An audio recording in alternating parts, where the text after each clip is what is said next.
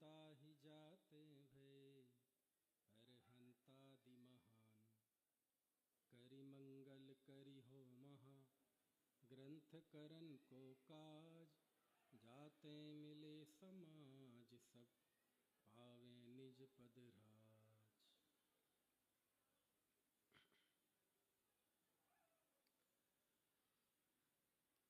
अभी जिस विषय पर हम बात करने वाले हैं, मोक्ष मार्ग प्रकाशक ग्रंथ, रचयिता आचार्य कल्प पंडित टोडरमल जी, अधिकार 9वां, प्रकरण है पुरुषार्थ से ही मोक्ष की प्राप्ति।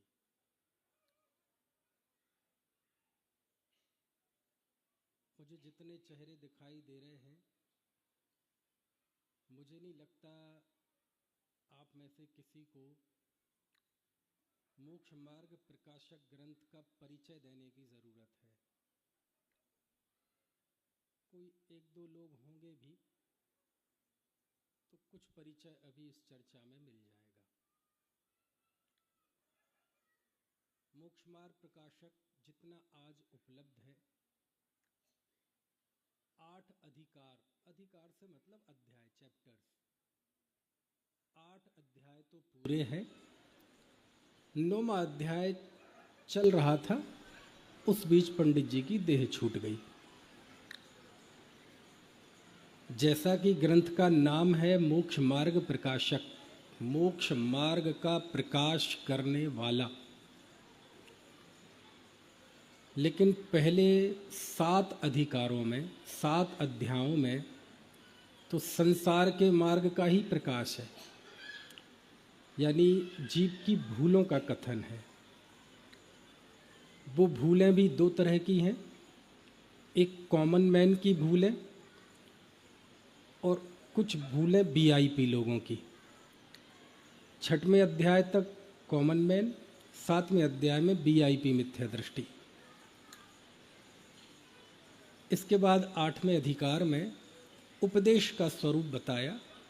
फिर 9वें अधिकार से मोक्ष मार्ग का कथन प्रारंभ हुआ। जब 9वां अधिकार प्रारंभ हुआ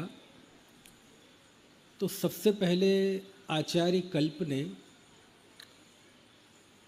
ये बताया कि आत्मा का हित मोक्ष है,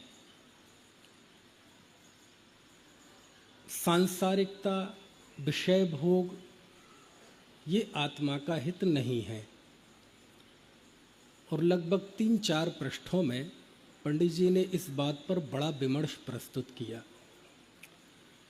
क्योंकि ये हमेशा से ही एक चुनौतीपूर्ण रहा है और आज के संदर्भ में ये बात और कठिन हो जाती है कि किसी जीव को ये समझाना कि संसार में सुख नहीं है, आत्मा का हित तो मोक्ष है, क्योंकि उसके पास अपने अपने तर्क होते हैं।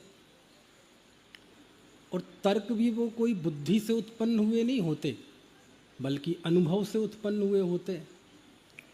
वो स्पष्ट देखता है कि भूख लगी थी तो पीड़ा हो रही थी, कष्ट हो रहा था, और मैंने भोजन किया तो आनंद आ गया। बहुत उमस थी, गर्मी थी, है ना, और अपने घर पे एसी में जाके लेट गया, बढ़िया नींद आई तो आनंद आ गया। कहने का आशय यह है कि हमें स्पष्ट रूप से यहाँ आनंद और सुखानुभूति होती है। अब इस स्थिति में जीव को ये स्वीकार कराना कि ये सुख नहीं है, ये एक बड़ी चुनौती है। और यदि इतना ही समझ में आ जाए तो बहुत बड़ा काम तो हो जाएगा। तो पहले शुरुआत में पंडित जी ने इसी बात पर जोर दिया। क्या बात है, मुझे पता है रात्रि के 9 बजने वाले हैं, आप भी दिन भर के थके हुए हैं, इसलिए मैं ज़्यादा सूक्ष्म चर्चा नहीं करूँगा, एकदम पर्याय से भिन्न। पता चले आत्मा तो पर्याय से भिन्न नहीं हुआ, आप और हम भिन्न भिन्न हो गए। होता है थोड़ा, सब मनुष्य है, थोड़ी सी शरीर में क्लांति आ जाती है, लेकिन आप तो मेवाड़ के वीर हैं भाई, हैं राजस्थान की भूमि, वीरों की भूमि, राजस्थान का आदमी बड़ा स्वाभिमान में रहता है, बोले हम तो स्वाभिमान के लिए जीते, हम तो बात बात पर जान दे देते हैं। मैंने कहा हमारे यूपी आओ, बात बात में जान ले लेते हैं। है? तो पंडित जी ने दो बातें कही बहुत महत्वपूर्ण, कि संसार में सुख है नहीं, लेकिन दो दृष्टियों से जीवों को लगता है। पहला तो कौन सा, कि जब हमें भूख प्यास आदि के दुख होते हैं तो उस समय में बहुत तीव्र आकुलता होती है, बहुत ज़्यादा दुख होता है। लेकिन जब भोजन मिलता है तो वो दुख कुछ देर के लिए कम हो जाता है, वहाँ सुख लगने लगता है। जैसे किसी को 104 डिग्री बुखार था, तकलीफ बहुत थी, अब वो घट के 102 डिग्री आ गया। अब उससे पूछा जाए कैम छो, बढ़िया है। अब यहाँ बढ़िया है का मतलब बढ़िया कुछ नहीं है, बस जैसी ज़्यादा आकुलता थी अब वैसी नहीं है।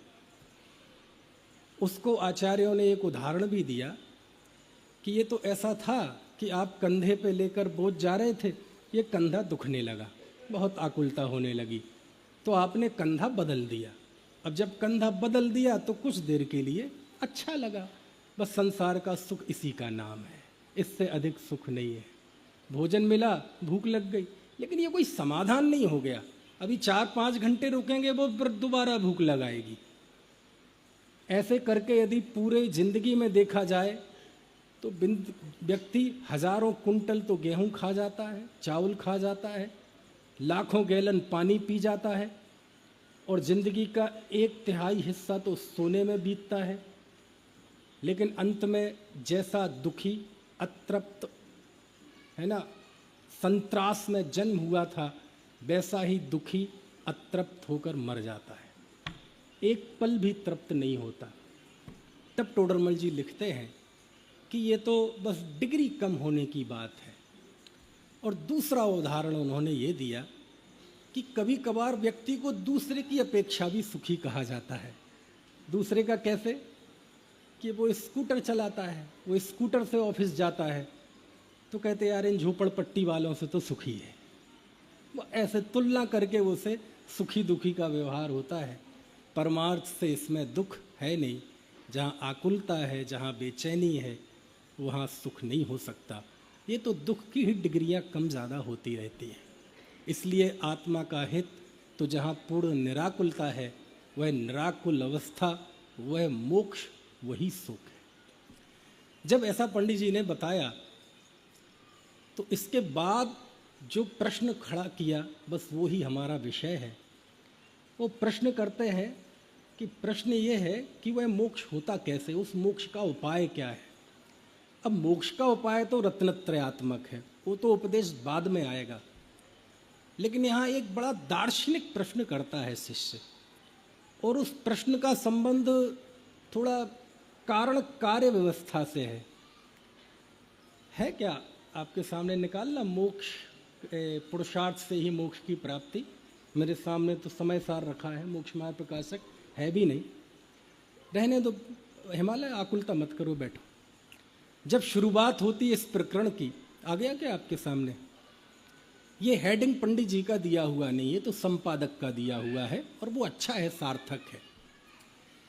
जब शुरुआत होती है तो पंडित जी लिखते हैं, यहाँ प्रश्न है कि मोक्ष का उपाय काल लब्धि आने पर पुरुषार्थ के अनुसार बनता है या मोहादिक के उपशम से बनता है, या पुरुषार्थ से उद्यम करे तो बनता है। काल लब्धि आने पर होनहार से बनता है, या मोहादिक के उपशम से बनता है, या पुरुषार्थ से उद्यम करे तो बनता है। अब प्रश्न, यदि प्रथम दोनों कारण मिलने पर बनता है तो हमें उपदेश क्यों देते हो, और यदि पुरुषार्थ से होता है तो उपदेश तो सभी सुनते हैं, कोई मोक्ष का उपाय कर सकता है, कोई नहीं कर सकता है, सो क्या कारण है। आ गया कि नहीं, सही तो पढ़ रहा हूं मैं, गलत तो नहीं पढ़ रहा।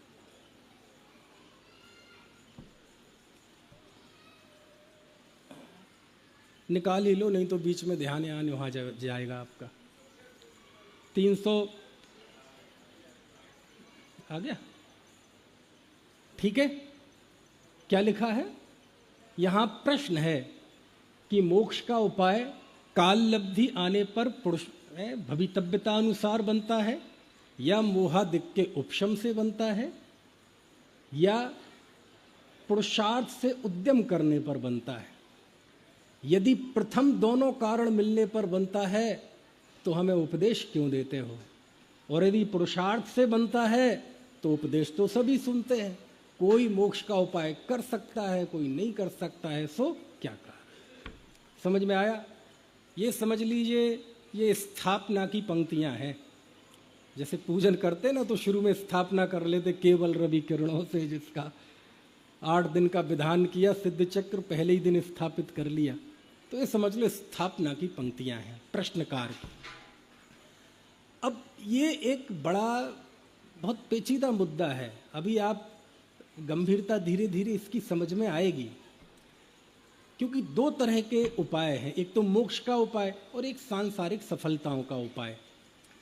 सांसारिक सफलताओं के विषय में उस शिष्य को कोई शंका नहीं है। सांसारिक सफलताओं के लिए वो मानता है कि संसार की सफलताएं कर्म के उदय से मिलती हैं, जैसे कि अभी विपिन जी ने बताई। कर्मोदयान मरण जीवित सुख दौकम, इस बात में कोई शंका नहीं है। समझ गए? वो इस बात को जानता है कि यदि पाप के उदय से मुझे खुजली हो रही है और पुण्य का उदय नहीं हुआ तो खुजली नहीं कर पाएंगे। 1 गिलास पानी के लिए भी पुण्य का उदय चाहिए, खुजली करने के लिए भी कीकाबत जी पुण्य का उदय चाहिए। और यकीन ना हो तो मुंबई वालों से पूछ लो, जब मुंबई की लोकल ट्रेन में धंसते हैं ना तो खुजली होती है तो खुजा नहीं पाते, और खुजाएं तो पता चले किसी दूसरे को खुजा दिया। तो जो सांसारिक सफलताएं हैं इसके लिए पुण्य का उदय चाहिए, ये तो आई नो वेरी वेल। पंडित जी हमें तो ये बताइए कि ये छोड़ दीजिए, क्योंकि संसार की सफलता में उदय की प्रबलता है।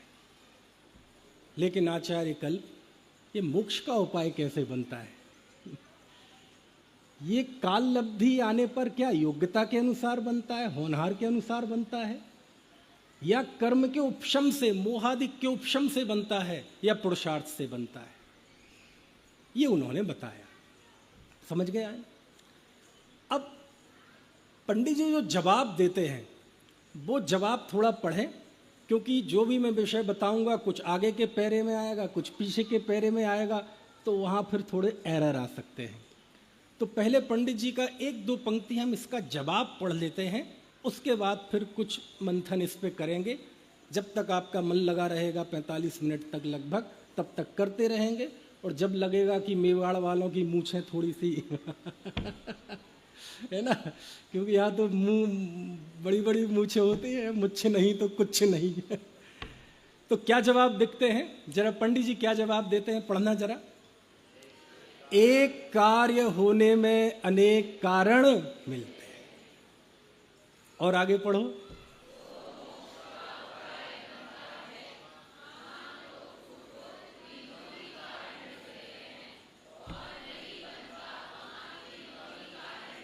बस रुक जाइए।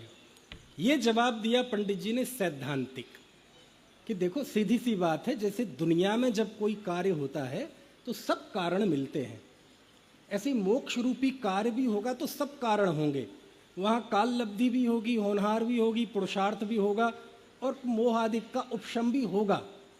पहले तो आप इस बात को सिद्धांत जान लो, इस बात की गांठ बांध लो। कभी दुनिया में कार्य होगा तो एक कारण से नहीं होगा, निमित्त उपादान की दृष्टि से उसमें 2 कारण होंगे, 5 समवाय की दृष्टि से 5 समवाय होंगे, और यहाँ उन्होंने 4 लिए, 4 में 2 को 1 में रख के 3 लिए, बात एक ही है। तो जब भी कार्य होगा वहाँ सभी होंगे, एक भी कम नहीं होगा। ये बात तो परमार्थ से जान लो। इसलिए ऊपर जो बात कही है कि काल लब्धि आने पर होनहार से होता है, या मोहादिक के उपशम से होता है, या पुरुषार्थ से होता है, ऐसी मन में शंका मत लाओ। और फिर उसके जो साइड इफेक्ट्स लिखे, आप इस प्रश्न की गंभीरता समझो। मालूम वो जीव क्या कह रहा है कि यदि काल लब्धि और होनहार से या मोह कर्म से उपशम से मोक्ष का उपाय बनता है, तो फिर हमें उपदेश क्यों देते हो? क्या जरूरत है उपदेश की? जब मोह का उपशम होना होगा, हो जाएगा। जब काल लब्धि आनी होगी, आ जाएगी। जब योग्यता पकेगी, हो जाएगा। फिर उपदेश क्यों देते हो? उसने पूरी आचार्य परंपरा पे और पूरी तीर्थंकर की तीर्थ परंपरा पे प्रश्न चिन्ह खड़ा कर दिया है। हम तीर्थंकर को तीर्थंकर कहते क्यों हैं? क्योंकि उन्होंने धर्म तीर्थ की स्थापना की। वो कह रहा है कि यदि सब कुछ होनहार से होता है, काललब्धि से होता है, तो फिर उपदेश देने की क्या जरूरत है? तीर्थंकर उपदेश क्यों देते हैं? क्या तीर्थंकरों को यह नहीं पता क्या? कुछ बात सो, जो जो देखी बीतराग ने हो सो होसी, बीरा रे, उन्हें नहीं पता। कुछ बात समझ में आ रही कि नहीं? ये अद्भुत प्रश्न है। पूरी आचार्य व्यवस्था, संघ व्यवस्था, आचार्य अपने शिष्यों को दीक्षा देते हैं, उन्हें महाव्रत अंगीकार कराते हैं, गुरु शिष्य परंपरा चलती है। कहते हैं तो समाप्त हो जाएगी, उपदेश की जरूरत क्या है? और उपदेश का व्यवहार और तीर्थ का व्यवहार ही नहीं, सिद्धांत भी बाधित हो जाएगा। क्योंकि जब हम 5 लब्धियों का कथन पढ़ते हैं, क्षौपशम लब्धि, विशुद्धि लब्धि, देशना लब्धि, प्रायोग लब्धि, कर्ण लब्धि, उसमें एक देशना लब्धि आती है। उस देशना लब्धि में गुरु का उपदेश सुना जाता है। और आप तो कह रहे कि काल लब्धि से होता है, होनहार से होता है। समझ में आए ना? ऐसा प्रश्न किया है कि यदि आप ये कहेंगे कि काल लब्धि और होनहार और कर्म के उपशम से होता है, तो ये उपदेश बंद करो, ये संघ व्यवस्था बंद करो, ये सुनाना शास्त्र पढ़ना बंद करो। क्योंकि इससे तो कुछ होना नहीं है ना। जो होगा होनहार से होगा, जो होगा काल लब्धि से होगा, जो होना होगा मोह के उपशम से होगा। और यदि ये कहते हो कि नहीं नहीं ऐसी बात नहीं है, मोक्ष का उपाय पुरुषार्थ से बनता है, तो फिर प्रश्न है कि पुरुषार्थ करने पर कोई तो पुरुषार्थ कर पाता है, कोई नहीं कर पाता। समझ में आया? और यदि पुरुषार्थ से होता है तो भी आप उपदेश मत दो। क्यों नहीं? क्योंकि हमने तो शास्त्रों में देखा है, जीव ने बड़े बड़े पुरुषार्थ किए। एक व्यक्ति दीक्षा लेता है, ठीक है, शुद्धोपयोगी होता है, उपशम श्रेणी चढ़ता है और 11वें गुण स्थान से गिर जाता है। बताओ उसके पुरुषार्थ में क्या कमी है? पुरुषार्थ से होता है ना, तो बताओ उसके पुरुषार्थ में क्या कमी है? जो जीव 11वें गुण स्थान में है, उपशांत मोही, जिसने चारित्र मोह की समस्त प्रकृतियों को उपशमित कर दिया है, बीतराग चारित्र जिसके है, बताइए उसके पुरुषार्थ में क्या कमी है? लेकिन ऐसा उदय आया कि वो गिर गया और गिर के पहले गुण स्थान तक पहुंच जाता है। पहुंच जाता है कि नहीं पहुंच जाता है? एक जीव श्रेणी चढ़ रहा है या उतर रहा है, इस बीच आयु कर्म का क्षय हो जाए तो विग्रह गति में जाके 4थे गुण स्थान में हो जाता है। बताओ उसके पुरुषार्थ में कोई कमी थी? कुछ बात समझ में आ रही कि नहीं? यानी जो प्रश्न ये कर रहा है वो बड़े बड़े पुरुषार्थ की ओर से आपसे प्रति प्रश्न कर सकता है कि कैसे कहे तो पुरुषार्थ से काम होता है। समझ में आए ना? और वैसे भी अपन तो पुरुषार्थवादी हैं। जब पुरुषार्थ की बात आती है तो आप कभी उनको सुनना, वो जो मोटिवेशनल स्पीकर आते हैं ना, समझ गए आप? हाँ, ओ आदमी क्या नहीं कर सकता, चांद तारे तोड़ के ला सकता है। समझ में आए ना? पहाड़ों को रास्ता काट सकता है, धरती में जहां पैर मार दे वहां से पानी निकाल सकता है। पैर मत मारना, पानी निकले चाहे नहीं निकले, खून जरूर निकलेगा। चढ़ा दो सूली पे। ऐसा प्रश्न है। समझ में आया? तो पंडित जी ने जवाब क्या दिया कि पहले एक मोक्ष का उपाय कैसे बनता है वो मैं बाद में बताऊंगा, पहले एक बात की गांठ बांध लो। बोले क्या? कि जब भी एक कार्य होता है तो अनेक कारण होते हैं। सो जब मोक्ष का उपाय बनेगा सो एक कारण सब मिलेंगे, और जब नहीं बनेगा तो एक भी नहीं मिलेंगे। इस बात को सिद्धांत की तरह बांट लो। समझ गए? अब उसके आगे क्या लिखते हैं, क्योंकि आखिर हमें बुद्धि में नहीं फंसना, हमें समाधान निकालना है कि वास्तव में मोक्ष का उपाय क्या है। तो देखो आगे क्या लिखा है, पढ़ना जरा।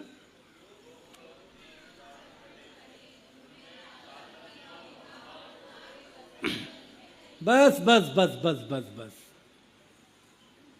अब यहां थोड़ा सा आपको शॉर्ट लगेगा। वहां काल लब्धि और होनहार तो कुछ वस्तु ही नहीं है। समझ में तो नहीं आया? पंडित जी जबेरा वाले क्या कहा है जरा बताना। गजेंद्र सचेंद्र क्या लिखा है? ये तो थोड़ी खरी बोली है। जब इसकी मूल भाषा में जाएंगे तो मालूम क्या लगे, काल लब्धि और होनहार तो किछु वस्तु ही नहीं है। कछु और किछु में अंतर समझते नहीं है, एक ही अर्थ, लेकिन दोनों की शब्द में इमेज में फर्क है जरा। कछु और किछु, किछु में और थोड़ी सी छोटापन आ जाता है, अर्थ एक ही है, लेकिन कई शब्दों के, इस शब्दों के भी थोड़े पुण्य पाप के उदय होते हैं। जरूरी नहीं है आज जिस शब्द का इस्तेमाल हम जिस अर्थ में कर रहे हो हमेशा उसी अर्थ में होता हो है। आप भगवान को जल चढ़ाते हो कि पानी चढ़ाते हो? क्यों पानी चढ़ाते हो, जल चढ़ाते हो? है जल चढ़ाते हो, अच्छा पानी नहीं चढ़ाते। और पीते क्या है? अजीब बात है। पूजन की सामग्री लाते हैं कि सामान लाते हैं? क्यों सामान नहीं लाते? एक ही अर्थ है, लेकिन हर शब्द का एक अपना असर होता है। समझ में आए ना? सीता जी राम की पत्नी थी कि बेगम थी? कि एक और खराब शब्द है, पत्नी थी ना। आप शब्दों के अर्थ समझे कि नहीं? शब्दों के भी अपने पुण्य पाप के उदय होते हैं। इनके भी प्रभाव में कम, कभी किसी शब्द का अर्थ कभी अच्छा हो जाता है, कभी बुरा हो जाता है, ऐसे सब चलता है। समझ में आया? वही पैर हैं, छूते हैं तो पैर हैं, और टोंक तोड़ते हैं तो टांग। आपने कभी ऐसा कहा बेटे बड़ों की टांग छूना चाहिए? क्या बोलते हैं? बड़ों के पैर छूना चाहिए। फर्क है ना? किछु, कछु नहीं, मूल में क्या है? किछु है नहीं। कौन सी चीजें? दो, काल लब्धि और होनहार तो किछु वस्तु ही नहीं है। मतलब ये कोई वस्तु ही नहीं है। अब जो क्रमबद्ध पर्याय हम घोंट घोंट के पी रहे हैं, ऐसे क्रमबद्ध पर्याय वाले जीव को कहा जाए कि काल लब्धि तो कुछ वस्तु ही नहीं है। होनहार जिसको हम पी पी के बैठे हैं, अलंग शक्तिर भवितव्य तेयम हेतु द्वया विष्कृत कार्य लिंगा। समझ में आया? पंडित जी कहते हैं काल लब्धि और होनहार तो कछु वस्तु ही नहीं। जो होना है सो निश्चित है, केवल ज्ञानी ने गाया है। हम 2-4 दिन में हर बार एक आध बार ये पूजन में रिपीट करते होंगे, लेकिन वो तो कह रहे काल लब्धि और होनहार तो कछु वस्तु ही नहीं। और जब इस युग के कालजयी विद्वान जब पंडित टोडरमल जी ये कहते हैं, तो बात उतनी आसान रह नहीं जाती, फिर बात थोड़ी गंभीर हो जाती है। अब इसका अर्थ क्या है? इसका अर्थ ये है कि काल लब्धि और होनहार के एंगल से आप जब बात करेंगे, टोडरमल जी का अभिप्राय समझा रहा हूँ। क्रमबद्ध पर्याय पे मैंने भी 500-600 व्याख्यान किए हैं। क्रमबद्ध पर्याय की चर्चा से और इस चर्चा का कोई विरोध नहीं है, लेकिन बात क्या है वो जरा पहुंचते हैं उस तक कि कुछ वस्तु ही नहीं है का अर्थ क्या है। कि आप यदि काल लब्धि और होनहार को लेकर चलेंगे ना, तो आपको किसी प्रश्न का समाधान नहीं मिल पाएगा। कैसे नहीं मिल पाएगा? क्योंकि काल लब्धि और होनहार तो दुनिया के हर वस्तु पे हर पल लागू होती है। उसे तो आप कोष्ठक के बाहर रख दो, ये पंखा क्यों चल रहा है? होनहार है। समझ में आया? क्यों जी 10 साल हो गए, कितने साल चलेगा ये महाविद्यालय? होनहार है, जब तक चलना होगा चलेगा, नहीं तो बंद हो जाएगा। नहीं है? ये तो हर प्रश्न का जवाब है, इसमें समाधान तो नहीं निकल रहा ना। क्यों जी मैं कब मरूंगा? जब मरना होगा तब मरेंगे। क्यों जी बच्चे की शादी कब होगी? जब होना होगी तब होगी। ये तो सबके लिए ही है ना। इस जवाब से तो दुनिया की कोई भी घटना बाहर नहीं है ना। क्यों जी पिताजी डॉक्टर से जाके पूछो आप, क्यों जी पिताजी कब ठीक हो जाएंगे? जब होनहार होगी तब हो जाएंगे। आप फ्लाइट में जा रहे हैं, फ्लाइट में घुसते ही आपको वो मिल जाए, कौन, वो जो क्रू मेंबर होता है फ्लाइट उड़ाने वाला, उससे कहे क्यों जी मुंबई के कब पहुंचेंगे, देखेंगे क्या होनहार है। नहीं समझे आप? प्रश्न समझ में आया मेरा कि नहीं आया है? ये तो हर प्रश्न का जवाब है, और इस प्रश्न के जवाब एक ही डंडे से सारी दुनिया को हाकेंगे तो समाधान तो नहीं होता ना। साहब मैंने बहुत मेहनत से परीक्षा दी लेकिन फिर भी नहीं निकल पाया गुरुजी। मैंने ऐसे ऐसे जवाब लिखे थे, क्यों नहीं निकल पाया? होनहार है बेटा, काल लब्धि नहीं आई अभी तुम्हारा। तो ये तो समझ में आ गया, हाँ काल लब्धि नहीं आई, होनहार है, वो तो सामने दिख ही रही है। होनहार नहीं होती तो पास नहीं हो जाता, काल लब्धि आ गई होती तो हो नहीं जाता पास, ये तो दिख ही रहा है, ये बोलने की जरूरत नहीं है। गुरुजी हमें तो हमारी गलती बता दो क्या है। प्रश्न समझ में आया कि नहीं? पूरा जिनागम इसी ट्रैक पर है। अभी समय सार की वाचना चल रही थी।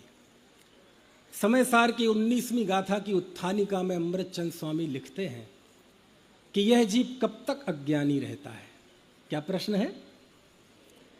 इस बीच आपसे एक प्रश्न पूछ लेता हूं, आपको विषय की कनेक्टिविटी समझ में आ रही है कि नहीं आ रही है?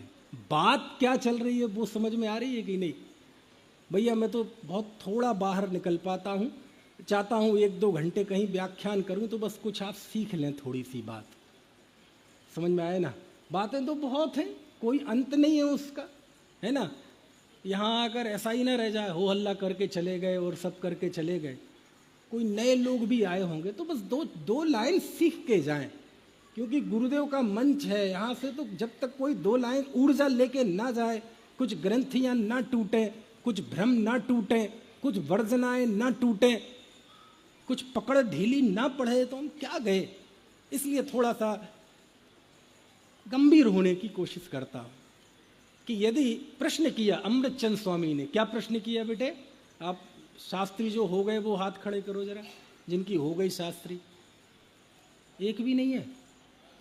है। आपके तो पाठ्यक्रम में था ना, कितनी गाथाएं थी? हैं? 2 अधिकार तो होंगे। तो मैं पूर्व रंग से पूछ रहा हूं। प्रश्न किया अमृतचंद स्वामी ने, ये जीव कब तक अज्ञानी रहता है? तरही कियंतम कालम अप्रतिबोध। काल का प्रश्न पूछा। क्या प्रश्न पूछा अजित प्रसाद जी? काल का प्रश्न पूछा कि ये जीव कब तक अज्ञानी रहता है। अच्छा मैं आपसे पूछूं, यह जीव कब तक अज्ञानी रहता है? तो एक जवाब क्या होगा? जब तक रहना होता है तब तक रहता है, जब तक होनहार होती है तब तक रहता। अब यही जवाब दे दो तो हाँ हो सकता है मजा आ जाए, हो सकता है हम सब थोड़ी तालियां भी बजा दें, लेकिन समाधान तो नहीं हुआ ना। गलती पकड़ में तो नहीं आई ना, भूल तो पकड़ में नहीं आई ना, है ना। व्यापार क्यों नहीं चल रहा है? और नहीं चलना है इसलिए चल रहा है, ये बात तो सही है, वो तो दिख ही रहा है, होनहार तो दिख ही रही है, काल लब्धि तो दिख ही रही है कि हाँ, लेकिन मेरी गलती तो पकड़ में नहीं आई ना। अभी आचार्य आगे डांटेंगे, आचार्य कल्प सी बात को लेकर कि सारी होनहार और ये तुम्हें यहीं दिखाई देती है मोक्ष मार्ग में, दुनिया के कार्यों में होनहार दिखाई नहीं देती। आज तक किसी ने सांसारिक कार्य के प्रथम बिंदु पर किसी ने क्रमबद्ध पर्याय की बात की हो तो बताओ।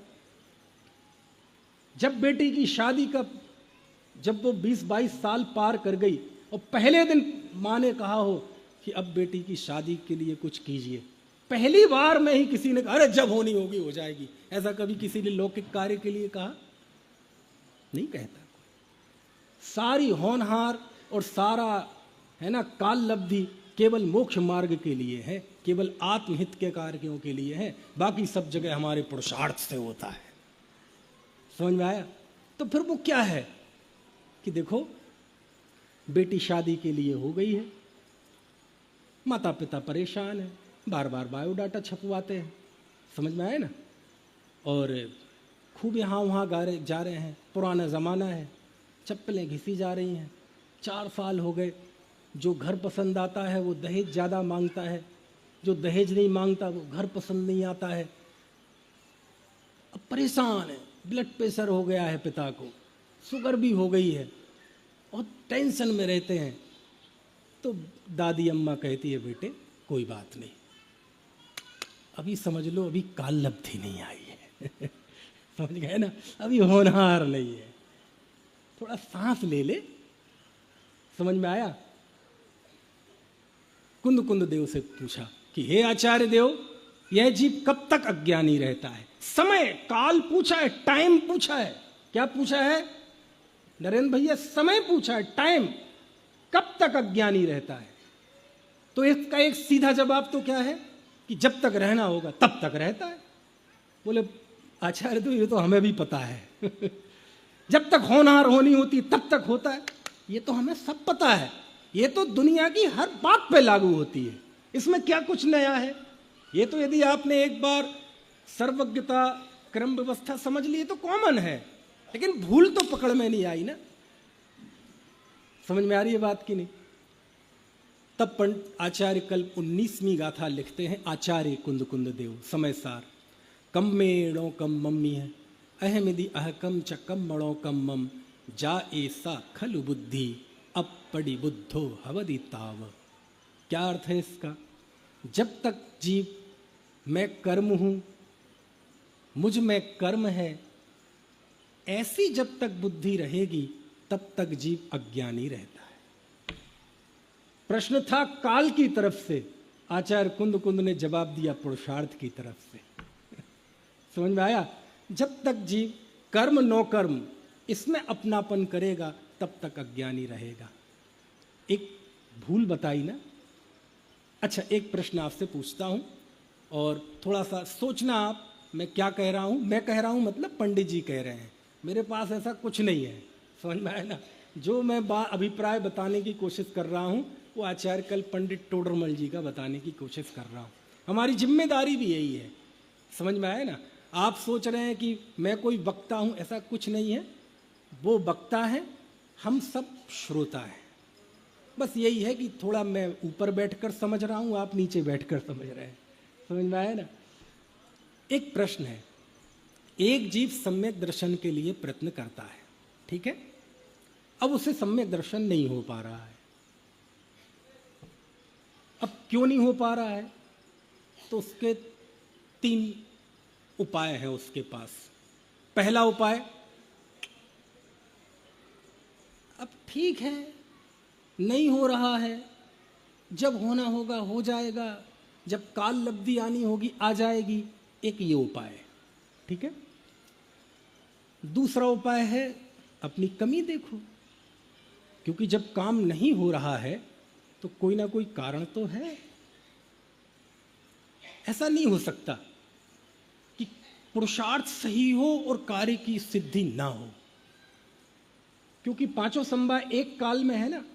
जिस समय पुरुषार्थ नहीं है उस समय काल लब्धि भी नहीं है, होनहार भी नहीं है। वो पंडित जी पहले कह के आए। तो पहला उपाय क्या है? पहला उपाय तो ये है कि जब होना होगा हो जाएगा, अपना काम देखें, धंधा व्यापार।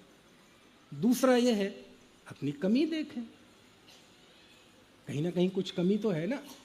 और एक तीसरा उपाय है भाड़ में जाने दो, हमें सम्यक दर्शन करने ही नहीं है। वो 3 के अलावा कोई चौथा हो तो बताओ आप। अब आप इसमें से टिक लगाओ जरा, टिक टिक टिक टिक लगानी है आपको। ज़्यादा मेहनत कुछ नहीं करनी, आपको विश्लेषण नहीं करना है, एक्सप्लेनेशन नहीं देना, बस आपको टिक लगानी है। इसमें जिनवाणी किस पे टिक करती है, किस पे टिक होनी चाहिए? कौन कौन से ऑप्शन है? सिंघवी जी आप समझ रहे हैं मैं क्या कह रहा हूं? पहला ऑप्शन कौन सा है? जब होना होगा हो जाएगा, काल लब्धि होनहार के अनुसार। दूसरा, कुछ कमी तो है। और तीसरा, हमें करने ही नहीं। तो मेरे समझ से तीसरे वाले तो शायद कोई टिक ना करे। अब आपके सामने ऑप्शन बचते हैं केवल 2। कौन कौन से? एक तो होना होगा जब हो जाएगा, और दूसरा कुछ कमी होगी। बताओ आप किस पे टिक करेंगे? भाई साहब महावीर जी आप किस पे टिक करेंगे? 2 नंबर पे। हिमालय किस पे टिक करोगे? 2 नंबर पे। बंटी भैया किस पे टिक करोगे? क्यों क्यों क्यों करोगे? ऊपर वाले पे क्यों नहीं करोगे? क्योंकि ना कुंद कुंद देव कर रहे हैं टिक और ना टोडरमल जी कर रहे हैं, और वो विवेकपूर्ण भी नहीं है। क्यों? जो होना वो तो कॉमन है, उसके लिए कोई अलग से वो तो कॉमन है। शास्त्र का शास्त्रीपन किसमें है, उपदेश का उपदेशपन किसमें है, प्रूपणा का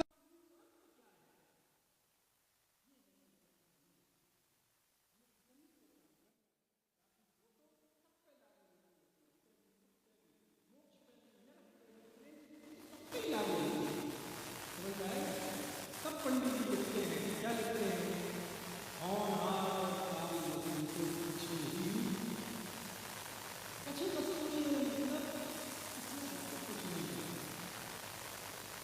प्रश्न ये है पंडित जी, आप कह रहे हैं हाँ और काल में कुछ वस्तु ही नहीं है, आगे भी कभी पढ़ेंगे, आगे भी क्या किया,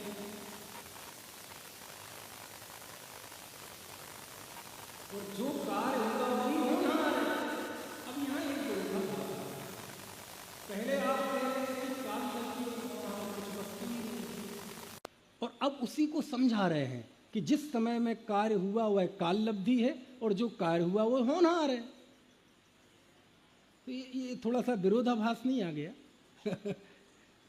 ये तो ऐसा हो गया, वो जज पूछ रहा है अपराधी से कटघरे में खड़ा, बोलता क्यों नहीं, बोल, कुछ जवाब क्यों नहीं देता, गूंगा है क्या? तो वो कहता हाँ जज साहब मैं तो जन्म से ही गूंगा हूं। विरोधाभास आ गया ना, तो वहां तो विरोधाभास है, विरोध है, यहां विरोधाभास नहीं है। लेकिन लगेगा ऐसा, जब ऐसा कहा जा रहा है कि काल लब्धि और होनहार कुछ वस्तु ही नहीं है, तो फिर अगली लाइन में उसे समझा क्यों रहे, उसका स्वरूप क्यों बता रहे? इसका मतलब वो कुछ है तो, क्योंकि ऊपर लिखा है सब मिलकर कार्य होता है। लेकिन प्रश्न ये है कि तुम्हारी गति किस में है, तुम्हारी यति किस में है, तुम्हारा कर्तव्य क्या है, तुम्हारा चिंतन, हमारी ऊर्जा किस में लगनी चाहिए। जब ये बात कहते हैं कि कोई कार्य क्यों नहीं हो रहा, क्योंकि उसकी काल लब्धि नहीं आई, काल लब्धि की तरफ से जब ये बात कहते हैं तो उसी बात को पुरुषार्थ की तरफ से भी कहा जा सकता है कि वो काम क्यों नहीं हुआ, क्योंकि उसके लिए जो पुरुषार्थ चाहिए था वो नहीं हुआ, इसलिए नहीं हुआ। कुछ बात समझ में आ रही? लेकिन जैसी बात हमें काल लब्धि की ओर से समझ में आती है, क्या वैसी बात पुरुषार्थ की ओर से समझ में आती है? क्यों? जब कार्य होगा तो काल लब्धि भी 100% होगी और पुरुषार्थ भी 100% ही होगा। तो जैसे एक नए से हम जब कहते हैं कि काल लब्धि के बिना कार्य नहीं होता, पंडित जी कहते हैं जब तक सम्यक पुरुषार्थ नहीं होगा तब भी कार्य नहीं होता। बस ये बात वहां, क्योंकि हमारा काम समझना और भूल को दूर करना है। काल लब्धि और होनहार, और सच्चाई में देखा जाए और होनहार क्रमबद्ध पर्याय है क्या? क्या है क्रमबद्ध पर्याय? आप आत्मस्थ हो गए ना, आप अपने आत्मा में स्थित हो गए, बस इसका नाम क्रमबद्ध पर्याय है। क्रमबद्ध पर्याय ना एक इससे इंच नीचे है और ना 1 इंच ऊपर है। सब कुछ निश्चित है, तो बोल क्यों रहे हो? ये बोल रहे हो ना, ये बोलना भी नहीं होगा। यदि सब कुछ सुनिश्चित है तो ये बोलना भी नहीं होगा, ये सोचना भी नहीं होगा, ये समझाना भी नहीं होगा, ये संस्था भी नहीं होगी, ये मंदिर भी नहीं होगा, ये शाश्वत धाम भी नहीं होगा। जब सब कुछ निश्चित है, ये वास्तव में यदि परिणति में ये सब कुछ निश्चित है तो जीव आत्मस्थ हो जाए। बस आत्मस्थ होने का नाम क्रमबद्ध पर्याय है, इससे नीचे कोई क्रमबद्ध पर्याय नहीं है। क्यों? आप बोल क्यों रहे हो? ये बोलना भी गुनाह है, समय क्रमबद्ध पर्याय के विरुद्ध है। समझ में? सोचना भी विरुद्ध है, विकल्प करना भी विरुद्ध है। मैं आत्मा हूं ये सोचना, समझ? क्रमबद्ध पर्याय मतलब आत्मस्थ हो जाना। क्रमबद्ध की अवस्था पर्याय परम सामायिक की अवस्था है। क्रमबद्ध पर्याय परम स्थिरता की अवस्था है। क्रमबद्ध पर्याय शुद्धोपयोग की अवस्था है। समझ में आए ना? उसके पहले तो शोधन चलता है, और पंडित टोडरमल जी यहाँ शोधन करते हैं। कुछ बात समझ में आ रही कि नहीं? कहते हैं यदि नहीं हो रहा है तो कहीं ना कहीं कोई कमी है, वो कमी बताना ये जिनवाणी का काम है। इसलिए वो कहते हैं काल लब्धि और होनहार तो कुछ ही वस्तु ना ही है, और मोह कर्म का उपशम ये पुद्गल की शक्ति है, उसका कर्ता धर्ता आत्मा है नहीं। अब एकमात्र जीव को करने योग्य पुरुषार्थ है, तो यदि पुरुषार्थ करता है तो उसको काम की सिद्धि होती ही होती है। ऐसा पंडित जी जवाब देते हैं। समय होने वाला है, बस एक आखिरी प्रश्न पंडित जी का पढ़ के बात खत्म करते हैं। अब जब ये बात थोड़ी सी हो गई, अब केवल अपने पास कुछ मिनट हैं, कल सुबह के 40-45 मिनट होंगे, इसलिए एक एक पंक्ति से तो हम पढ़ नहीं सकते। लेकिन जब ये थोड़ा आगे बढ़ाते हैं, जब पंडित जी ने सुनिश्चित कर दिया कि जैसा पुरुषार्थ करोगे, पुरुषार्थ करने पर मोक्ष की प्राप्ति होती है, तो सामने वाले ने एक बहुत डेंजरस प्रश्न पूछा, बहुत ही जोखिमपूर्ण। अगला पन्ना निकालना भैया। बहुत ही जोखिमपूर्ण प्रश्न पूछा। और मालूम क्या पूछा कि आप पुरुषार्थ की बात करते हैं, लेकिन हमने ऐसे ऐसे जीवों को देखा है कि उन्होंने इतना पुरुषार्थ किया, तब भी उनको मोक्ष की प्राप्ति नहीं। क्योंकि सामने वाला शिष्य भी टोडरमल जी का शिष्य है, छोटा मोटा नहीं है। आप कह रहे हैं ना पुरुषार्थ से मोक्ष की प्राप्ति होती है, तो सामने वाले का प्रश्न देखो आप, क्या प्रश्न है जरा पढ़ना। फिर प्रश्न है,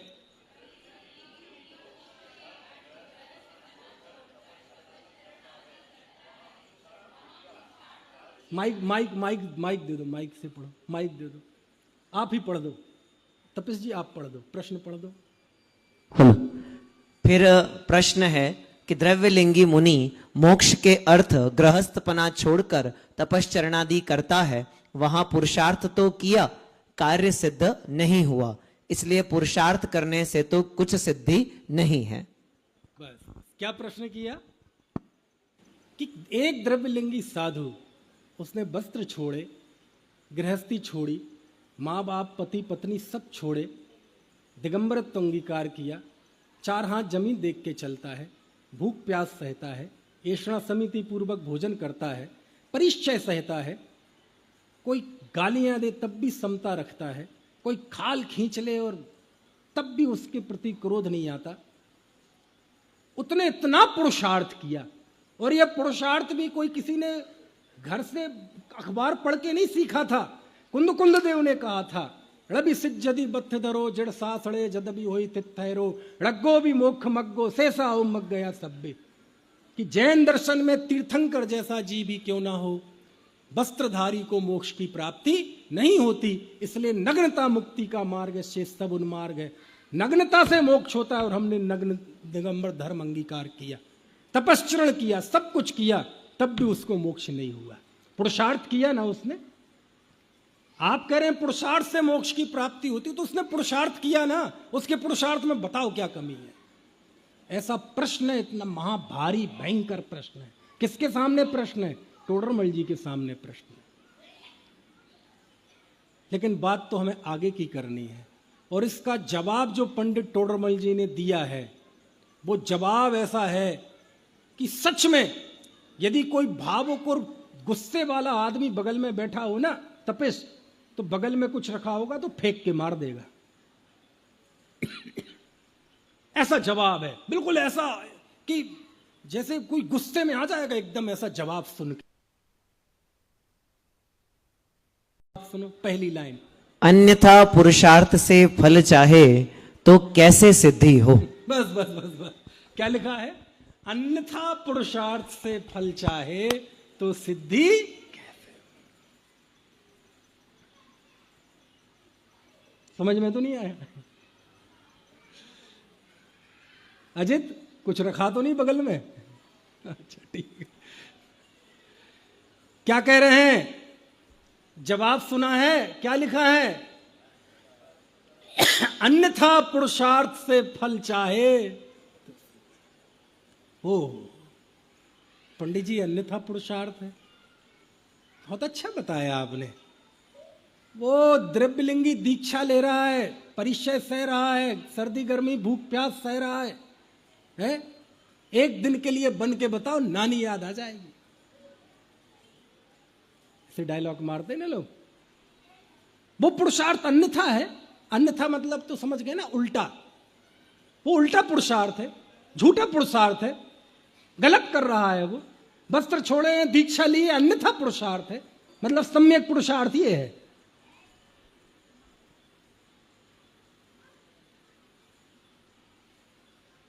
प्रश्न समझ में आया कि नहीं? भाई यही एक अन्यथा पुरुषार्थ है, बाकी तुम्हारा पुरुषार्थ सबका सही है, तुम सब दूध के धुले हो, बहुत बढ़िया आदमी हो, तुम्हारे तो भोगों से निर्जरा हो रही है, और वो तब करते हुए भी अन्यथा पुरुषार्थी है, बहुत बढ़िया है। तुम तो ज्ञान वैराग्य शक्ति से संपन्न हो, कादे में हेम अमल है, दे दनादन समझ में आया ना?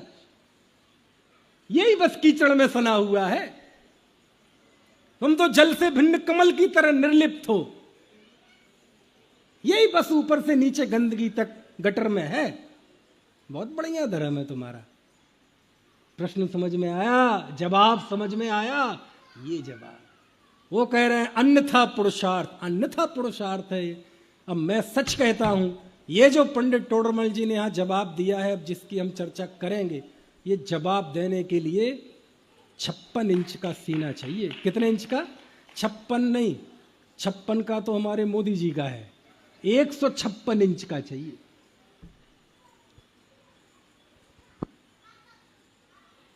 हालांकि इस टर्म में 1-2 इंच कम हो गया सिंदूर ने कर दी खास क्षतिपूर्ति 156 इंच का कलेजा चाहिए, वज्र जैसी छाती चाहिए। क्या कहने के लिए?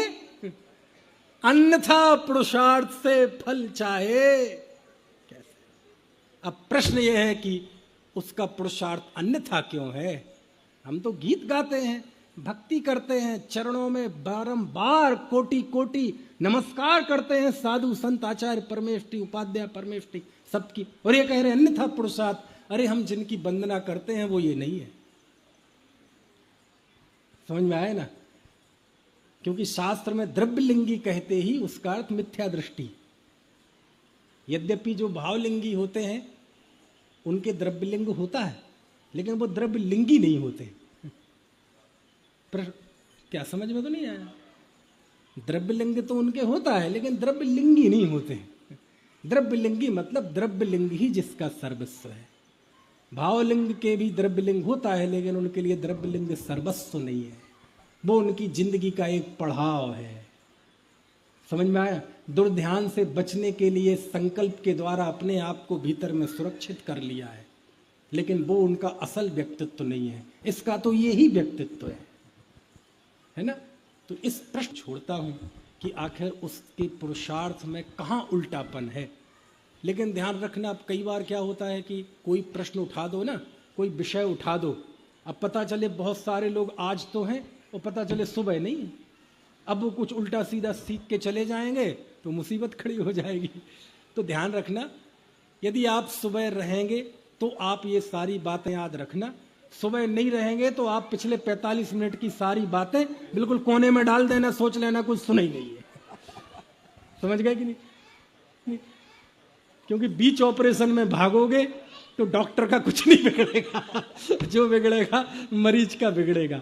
इसलिए ऑपरेशन चल रहा है, तो बिगड़ेगा मरीज का बिगड़ेगा, इसलिए ऑपरेशन चल रहा है। अभी ऑपरेशन, अभी तो ग्रंथि निकलेगी, भेद है ना, ग्रंथियां टूटेंगी, लेकिन वो कल हो पाएगा। अभी इसको यहीं रोकता हूं। क्या है उल्टा पुरुषार्थ और सच्चा पुरुषार्थ क्या है, कैसे सम्यक का पुरुषार्थ होता है, कैसे तत्व विचार होता है, वो जो मार्मिक कोमल बिंदु हैं उसकी चर्चा कल करेंगे। अभी की बात समाप्त कर। सहजानंदी शोध स्वरूपी अविनाशी हूँ आत्म स्वरूप।